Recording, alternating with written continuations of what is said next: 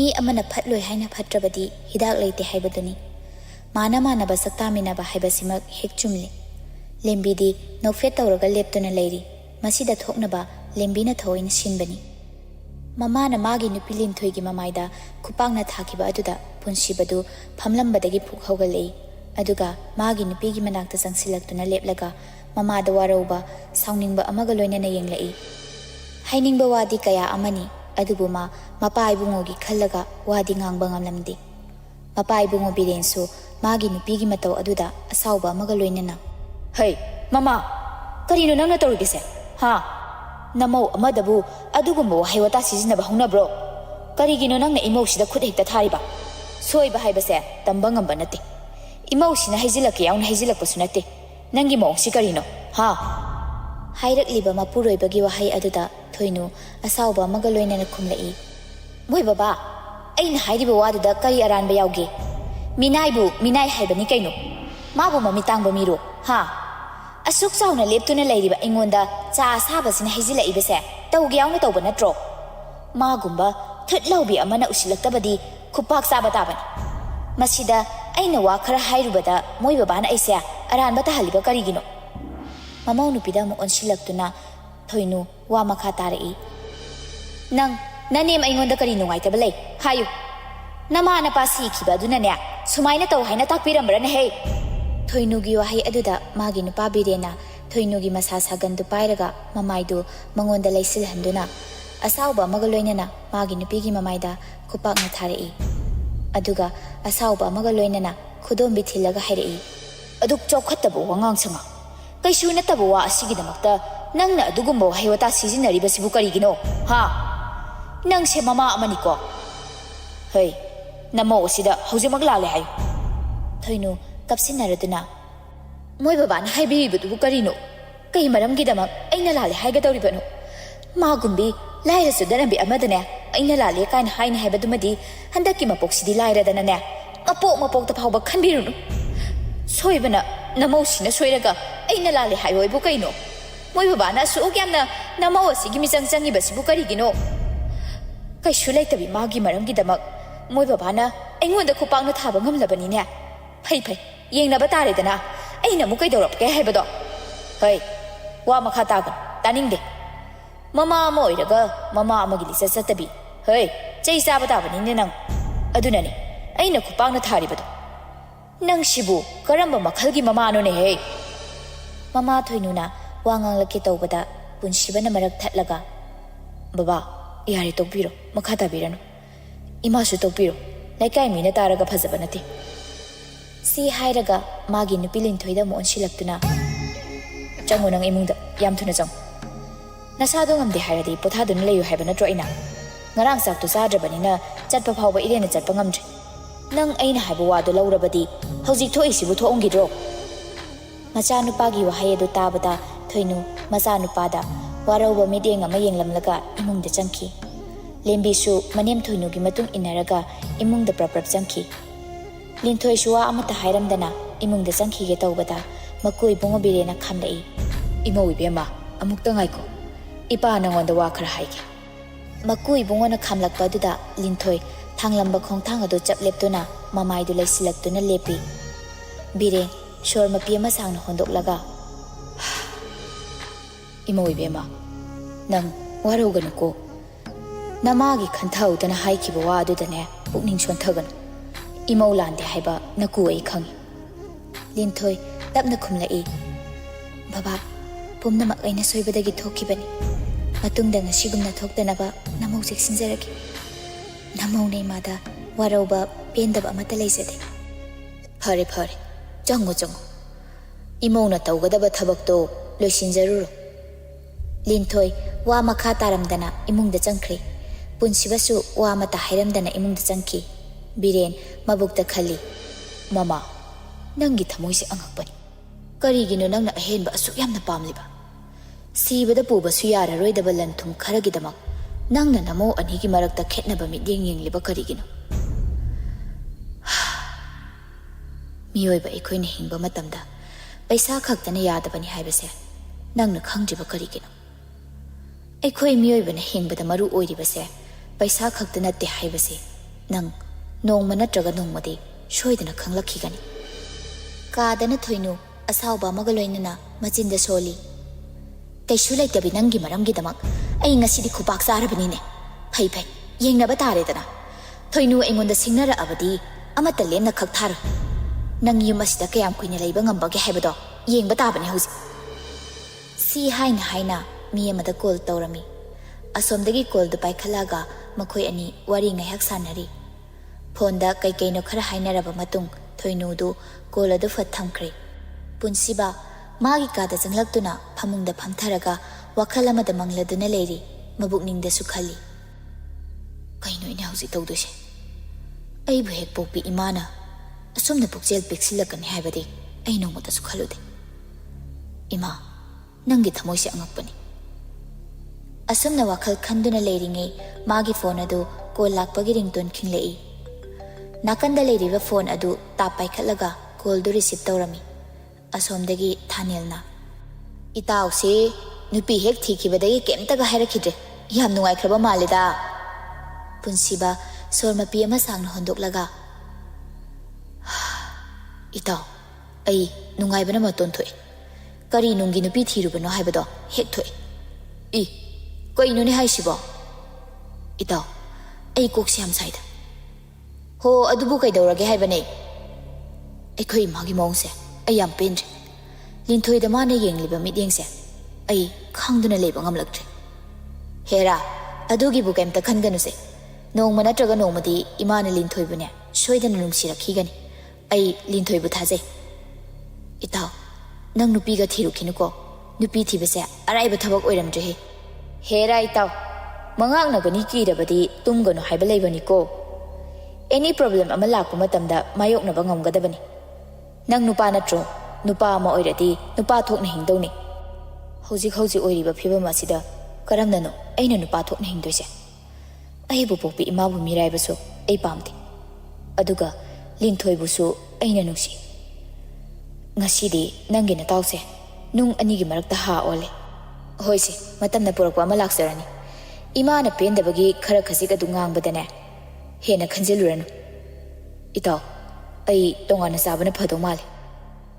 he right tongana sabana khak pharoine adugi saruk imado phajana gyan tana wari sano as oido mandreda wari phan sanarasune oiraroi khangi kaigi oiroidoino mi itaw as sigi wari se tosi kai leirage nangna call tawrisibo sum tawrakpanida itaw nang asi thabak leibro leite kai chaluse haino ai lakki leiram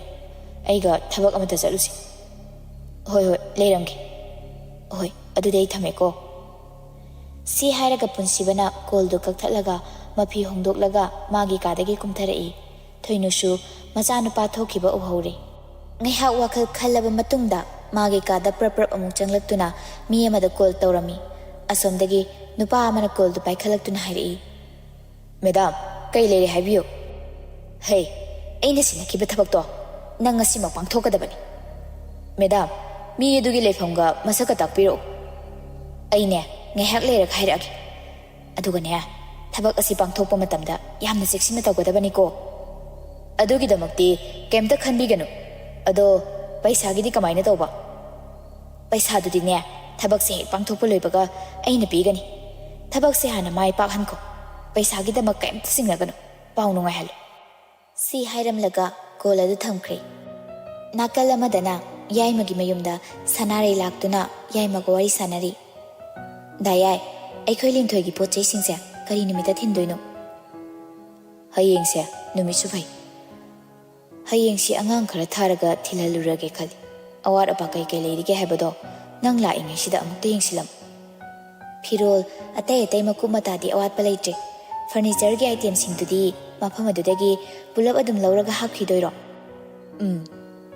amuk hondo khonjin tawna doi saruk pudi haidanane thilamdaida pulap adum lauraga hapkhrage tawbani ngarangdo aina wari saba loiramabani paisa su piramabani yam phare adudi ado thinba chatpado aishi yaugi yai madu nokphe tawraga hera nupa maya maraktuda nupi nang khakta yawbabu nungaigadro ꯅꯪꯅ ꯆꯠꯅꯤꯡꯉꯁꯨꯅꯦ ꯅꯣꯡꯃ ꯑꯩꯒ ꯄꯨꯟꯅ ꯆꯠꯁꯤꯗ ꯈꯪꯖꯔꯦ ꯗꯥꯌꯥꯏꯒꯤ ꯊꯕꯛ ꯃꯌꯥꯝꯗꯨꯗꯅꯦ ꯆꯠꯄꯕꯨ ꯁꯪꯒꯗ꯭ꯔꯣ ꯅꯪꯁꯨ ꯋꯥꯔꯤꯗꯤꯕ ꯑꯩꯁꯨ ꯏꯆꯟꯅꯨꯄꯤꯗꯨꯒꯤ ꯃꯅꯥꯛꯇ ꯆꯠꯅꯤꯡꯂꯤꯕꯅꯤ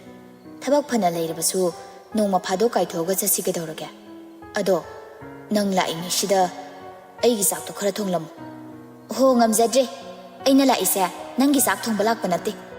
ꯐꯔꯦ ꯅꯪꯅ ꯉꯝꯗ꯭ꯔꯗꯤ ꯑꯁ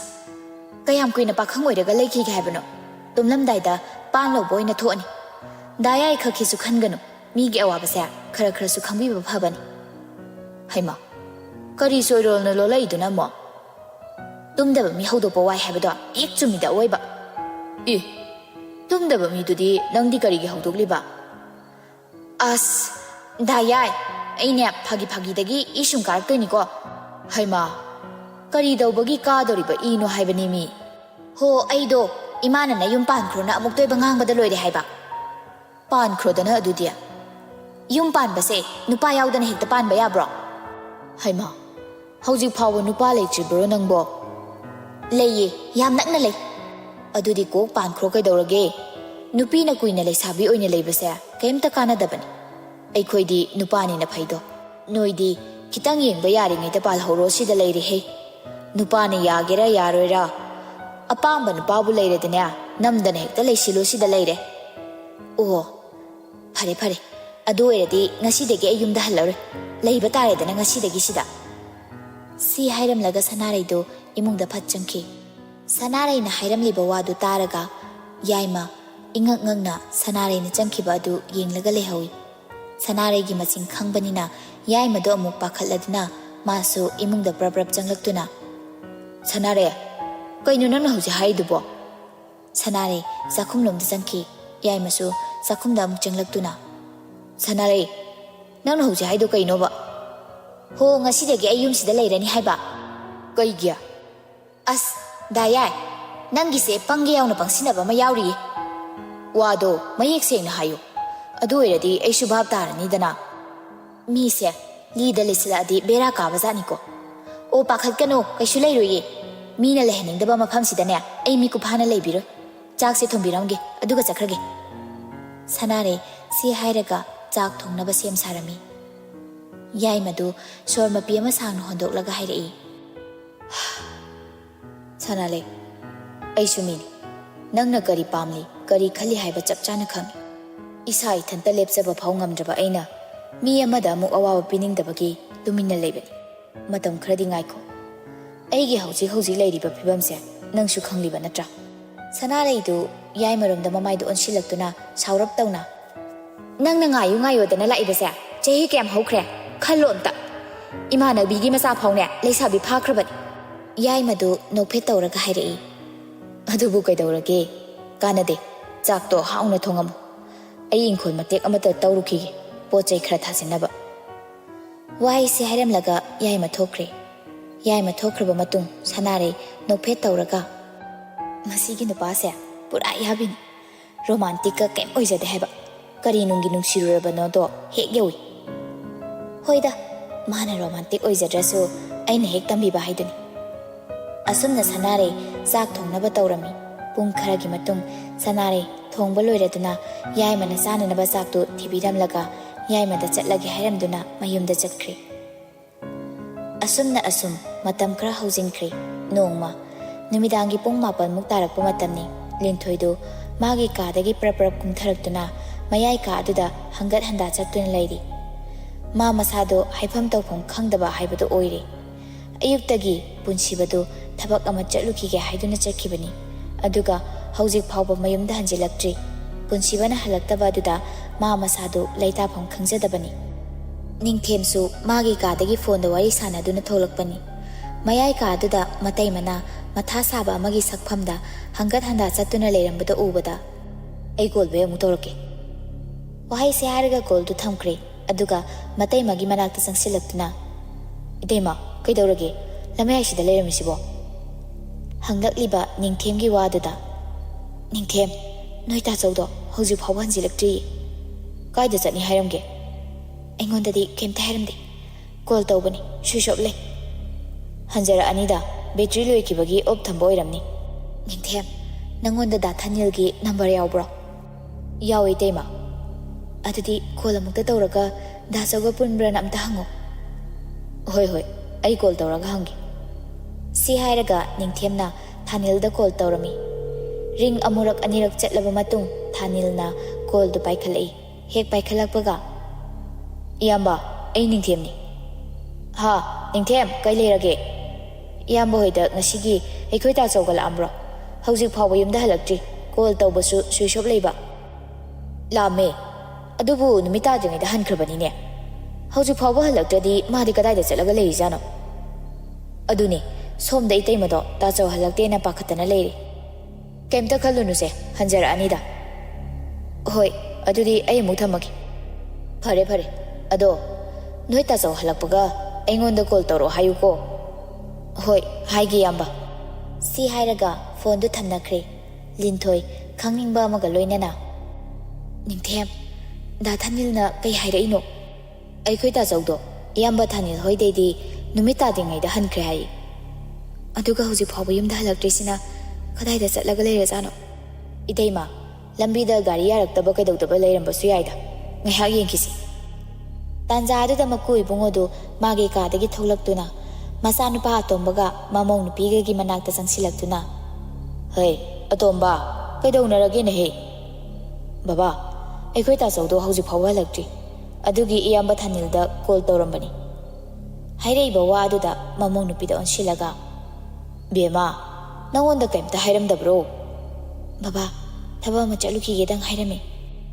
Thanilna di kai hairaiba maga pule haibro da Thanil hoideidi numita dingai da hankre hai ihe aduga madi kadai da muk chatana leiraba jano hoise hanjara ani imausidine kaimta khalunu tanja aduda manem thoinudu magi kadagi magi nupabu kauduna pakhat pamaga loinena chenthoraktuna moi baba